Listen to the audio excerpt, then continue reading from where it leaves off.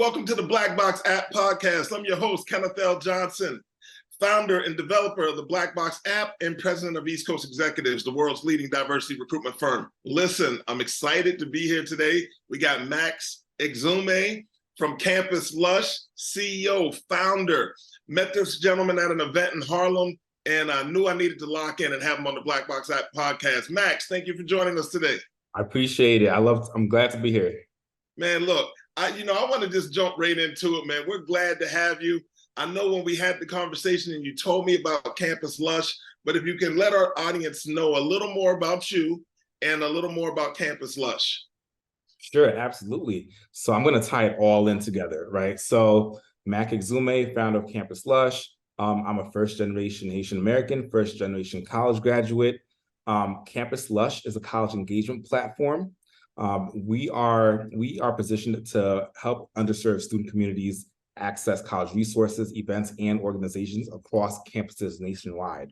And the reason why that's so important is because as a freshman at a school in the Bronx, one random day, I stumbled across a flyer that advertised free pizza, and I went for the free pizza, but I actually came out of it with a 4-year internship, right? Wow. And yeah, but the catch to that is on a campus of 8,000 students, only 5 students attended, and it's not that the other students weren't interested, it's just simply because they were not aware of the available resources.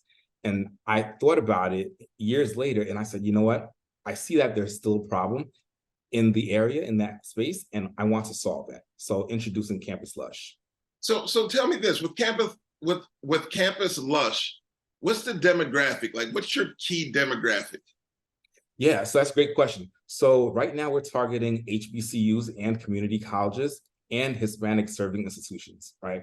We understand that a lot of the students that attend these schools are coming from underserved communities already. And so our goal is to help them discover the college resources and events that will help them be as successful as they want to be, right? So I'd say that we're starting from home first.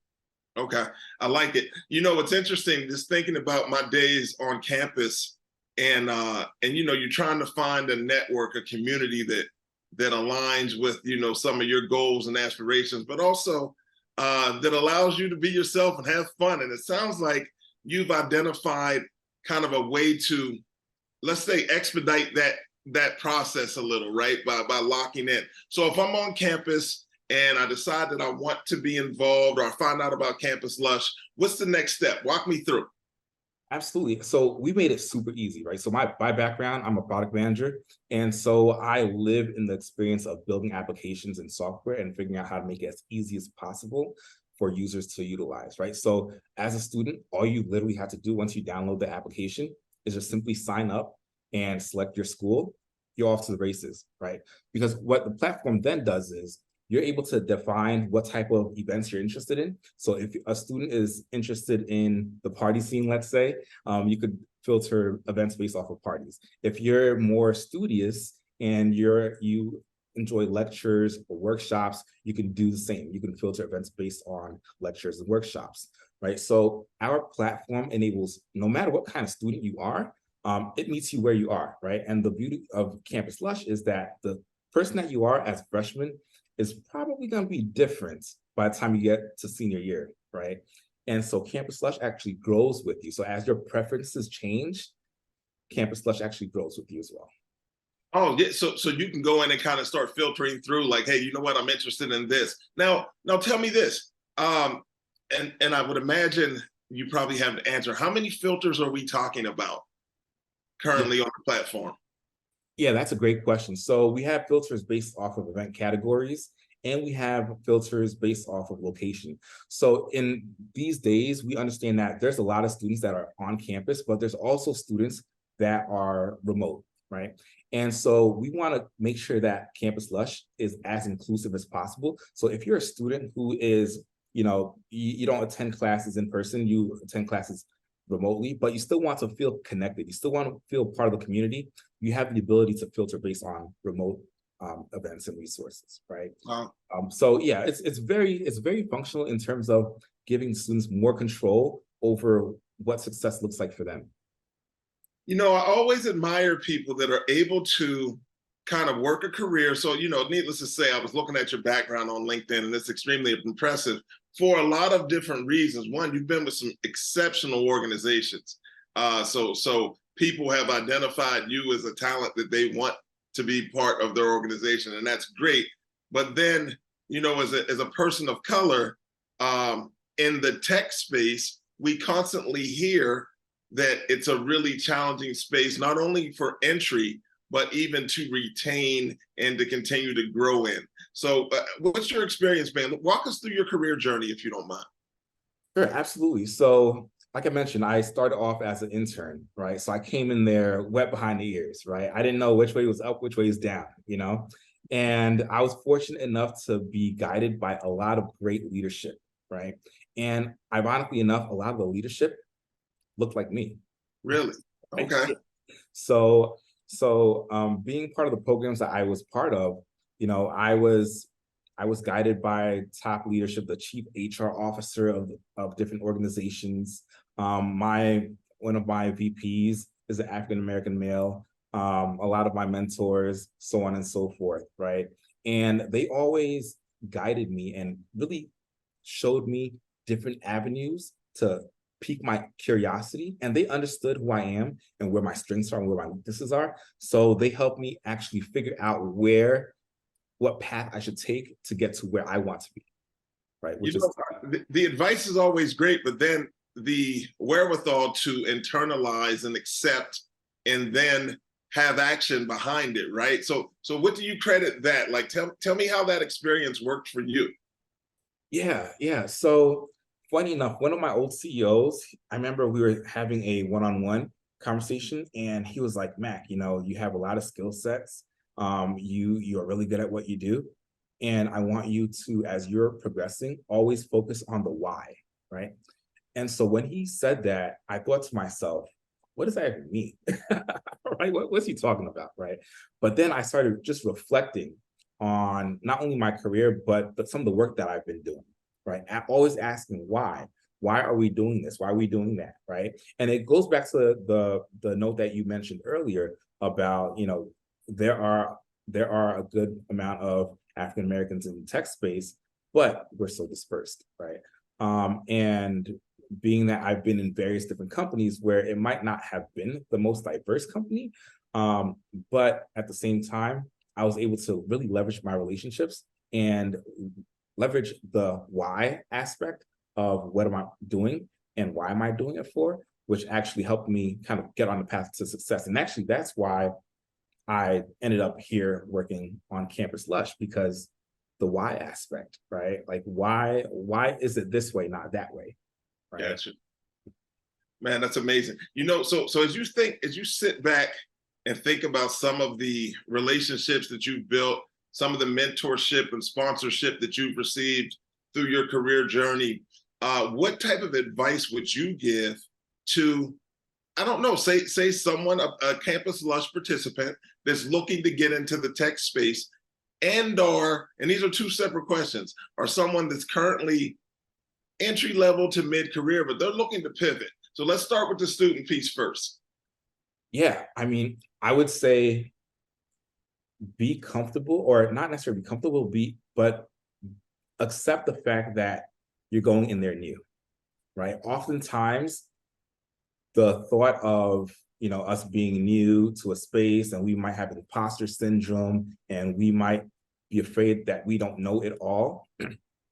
Use that to your advantage. That's actually a superpower, right? That naivete might be a superpower, right? You got to figure out how to utilize that, because that is what is going to bring those fresh ideas into the corporate realm that you might enter into those rooms where the room might all look the same in terms of the people that are in there, right? But you bringing in that fresh thought, that fresh perspective will definitely change, the look of the room, right? The feel of the room. And in terms of someone who's just looking to pivot, what I would say is definitely lean on your strengths, right? And that's kind of cliche, right? But at the same time, if let's say you're really good at designing, put that front and center, Okay. right? People know, like, I am the go-to guy, right? Or I am the go-to gal, right? Let them understand that you can do X, Y, and Z, and go out there and do it and volunteer, right? Volunteering to do stuff will open up so many doors, and it will also be a confidence booster for you as well, especially if you're layering in your strengths on that. I mean, it'll definitely set you on the path. Man, that's exceptional information, and I stand on that. I always talk to people, and everybody wants to do everything, right? And I'm like, no, no, no. Line in, I call it being T-shaped. So if you look at a T, right? So that vertical line, that's your foundational skill. That's the thing that you are great at. And you can still do and support other areas, and branch off a little. But, companies talk about generalist, but they want somebody that solves a specific problem. And those are the people that they hire in my experience. So I can appreciate that feedback. I want to go back to the imposter syndrome quote that you mentioned. We had Andrew Hamilton. Andrew is the past president of the New York chapter of the Black MBAs. Great guy, but he spoke about imposter syndrome, and he gave a little bit of advice on how he dealt with it in his career. Have you experienced it personally? And then how did you go about kind of shaking that off? Because it can be devastating. It can stay with you. Oh yeah. Oh yeah. I mean, if I said that I did not deal with imposter syndrome, I'd be lying, right? And what's funny is no matter what level you get to, there's always that bit of imposter syndrome, right? But I think the first step to to how I overcame it was to put a name to it, right? It is imposter syndrome, right? Once you identify what that is, what that feeling is, now you are conscious enough to work against it, right? And so for me, what I did was, I took the liberty to, write that email, make that phone call, right? Walk over to the person's desk and say, "Hey, I'm Mac. Nice to meet you." Right. One thing that I like to tell folks who are early in their career, especially, is that they hired you for a good reason, right? They hired you. They believe that you deserve to be there, right? Once you accept that, the world is yours. Right? I speak to people. I said, even with interviews, right? I say, listen, they've seen hundreds of resumes, but they're bringing you in for a reason. So all you have to do is prove them right. Like there's something about you that they're interested in, and you have that. So just prove them right. So sometimes people get so nervous in that setting, and I'm like, look, you're in complete control of this conversation. So make sure that you sell yourself, prepare right, of course, and then leverage it. So it's interesting. I know your platform is an ed tech platform, right? Right. And a lot of people may not be familiar with that term or kind of, that sector or space from a career standpoint. Can you elaborate a little bit about what ed tech is and kind of, what some of the possibilities are within that space? Sure, absolutely. So with ed tech stands for education technology, right? And so 9 out of 10 times, I would say 9.5 out of 10 times, if you're in higher ed, if you went through college in the US, you've come across some type of ed tech platform. And we're talking about, whether it's the learning management systems such as Blackboard or Instructure. A lot of schools utilize a platform called Canvas or Bannerweb. These are all things that a lot of schools use today, right? And ed tech is simply the technology that helps make the college experience more efficient, right? So whether it's, how do you register for courses, attending online classes, checking out your grades, even registering for school, right? So paying your school tuition bill, right? These are all powered by education technology companies. Was that something that you were, the younger Mac, right? Were you a person that was really leaning hard towards technology? Or is this something that kind of, when you got the internship, you started looking around and saying, hey, this might be for me? Yeah, what's funny is the younger Mac. I mean, I didn't even know what was on the horizon, right? I mean, college wasn't even a question. I wasn't even thinking about college. Wow. Ironically enough, right? It wasn't until funny story. It wasn't until one of my friends who got admitted to a school, the admissions counselor was having a dinner with them and said, hey, do you know anyone who didn't apply yet? Keep in mind, this is senior year, Yes. right? We're all getting ready to graduate. Do you know anyone who didn't apply to any schools yet? Oh yeah, Mac, right? And so I went, once again, for the free food, right? To be honest, there's a trend here. There's a trend here. There's a trend, yes, there's a trend. Exactly, it's a free food. I went for the free food and we had a great conversation. And then so I applied to that school and I got in, right? And then so from there, I I remember sitting in the admissions office and they were like, what do you want to major in? And I said, what's the course that requires the least amount of math? And they said business administration. I said, sign me up. Right? There we go. You know, and so that's actually how I ended up in business, and technology just came by way of the internship, which actually opened that door. You know, a lot of people believe that to be in tech, you have to be kind of a math whiz. No. So you're shooting that down. Yeah. Oh, yeah. Oh, yeah. I mean, so in tech, there are so many different spaces inside of tech, right? I have a younger brother. I don't know if you see the hat back there. It's a Morehouse College hat, right? So I have a younger brother who's a freshman right now at Morehouse College. And even with him, he is an English major, right? But he is super interested in technology. Okay. Myself, I'm not the greatest mathematician. I could do some math in. Yeah. But you know, I've always over-indexed in the arts. Gotcha. And so, you know, I still delved into technology nonetheless. So Mac, do you find it ironic that, you know, that's your experience on how you kind of even got introduced to wanting to go to school, and now you're the person making college life a little easier for a lot of people? Do you find that ironic? Yeah, I do find it ironic. And most recently, I attended a church service, and the reverend mentioned, if you see a problem, that means you're the solution to that problem. Wow. And so that really resonated with me. And you know, I saw the problem, I saw the writings on the wall, right? Going back to my story about the free pizza and not a lot of students attending that event. Speeding up to today, I noticed that the experience is still the same, right? And so the 7,000 students that did not attend that event, I don't want that to happen anymore, right? I want every student to have the same opportunity to the resources, to the events, to the communities that will help them be as successful as possible. And I love it. So here on the Black Box App podcast, we often ask 3 questions of our guests. And they're really simple and they align well with what you've been speaking about to this point. I'd like to ask you what advice you give, well, I see you're out here moving in the space. So what advice do you give to entry-level talent and, you know, just in general, any field, any sector, but what advice do you give? Yeah. The advice that I would give is be bold, put yourself out there, right? Like they normally say, closed mouths don't get fed. Yes. So don't be afraid to, and it's okay to actually be afraid, but don't allow it to debilitate you, right?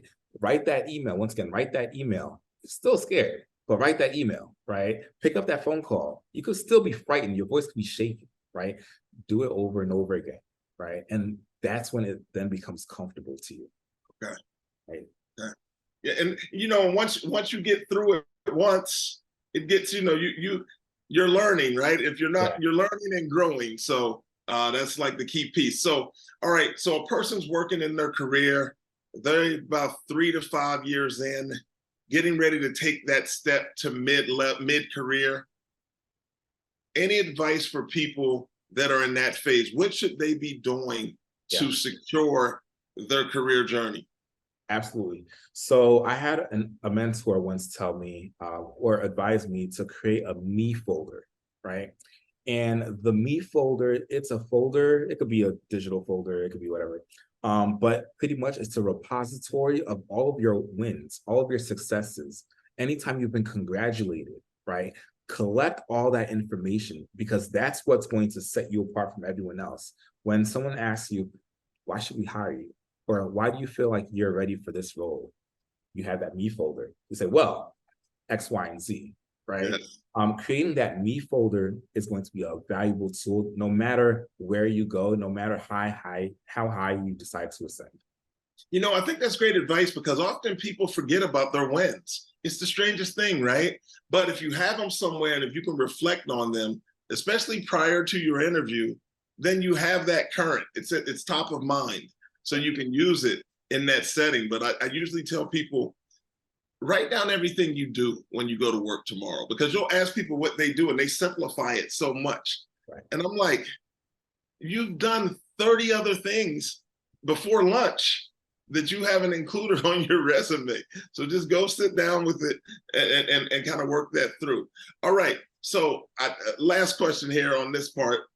I want to ask you, what is the responsibility of senior level Black men in corporate America?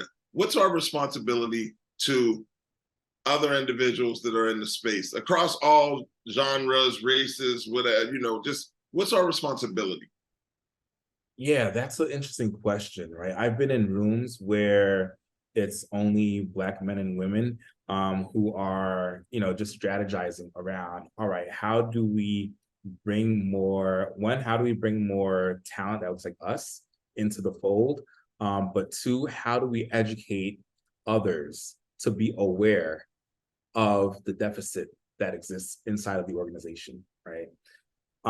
And so what I would normally say is we have to strategize, right? I mean, and we have to do it in a scalable way. Just putting my product management hat on, if it works once, okay, that's cool. But how can we 10x it, right? Let's now systemize that strategy, right? And to put it in place so we can get more talent in there, so we can get more representation at the tables at all levels, right? How do we systemize it? And then how do we actually, there's going to be some education that we have to do to other folks who might not be aware of it all, right? Because you never know, you might find an ally there, right? Yes. And be open to that, right? So that's very important. Love it. I love it. Well, look, how can individuals stay connected to you and your work? Where can people, if they needed to find more about CampusLush, what do they need to do? Where do they download the app? Give it all to us. Absolutely. So we're easy to find, campuslush.com. We're super easy to find. You can go to the website, you can find all the campus events, organizations, different schools on the platform. To get in contact with me, we kept it really simple, Mac, M-A-C, @campuslush.com. Love it. I love it. Look, man, I'm really excited to learn about your organization and what you're doing. My son's a freshman in school right now, so I need to introduce him to the app over the weekend, actually. So look, congratulations, continued success. We need to do a t-shirt swap. I got to get a Black Box t-shirt on you, and you got to get me one of those CampusLush t-shirts. So let's put that together. Let's do it. Let's do it. Mac Exume on the Black Box App podcast. Thank you so very much for joining us. The Black Box App podcast airs on Frontliners TV, but also this will be available on YouTube, but more importantly, on the social wall in the Black Box app. If you want to download the app to watch Mac's interview and/or all the other interviews from really great people, just visit Blackbox, blkbox.tech, where you'll find downloads available for Apple and Google. Thank you so very much for joining us. Thank you, Mac, for just being great, man, and bringing CampusLush to reality. I really appreciate you, my friend. Appreciate it.